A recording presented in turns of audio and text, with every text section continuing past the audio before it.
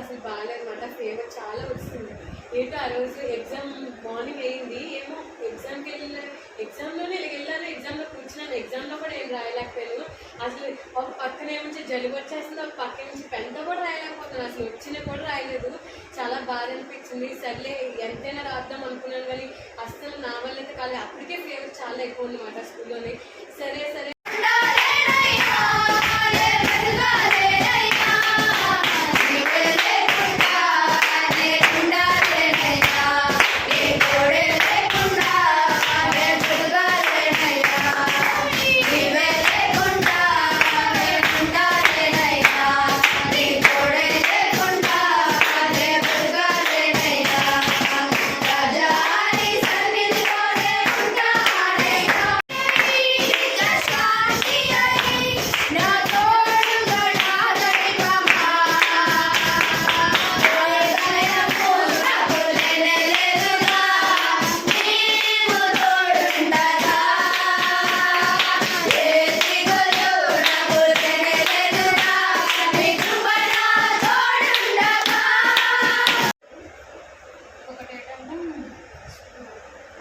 జకర్యా 2వ అధ్యాయం వస్తే వాళ్ళు వస్తున్నారు మనం చూడడానికి. అంటే ఇప్పుడు ఒక పెళ్లి సంబంధమైన మరి చుట్టాలు వచ్చినా మనం బయటికి వెళ్ళాలన్నా ఎంత అందంగా రెడీ అవుతాము.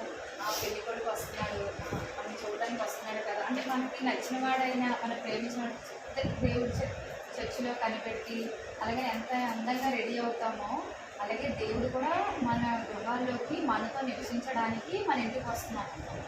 అంటే మన సమస్యలన్నీ పోగొట్టడానికి. అయ్యా నాయన మా ప్రభు వాక్యంతో మాకు ఎంతగానో మాట్లాడున్నావు యేసయ్య.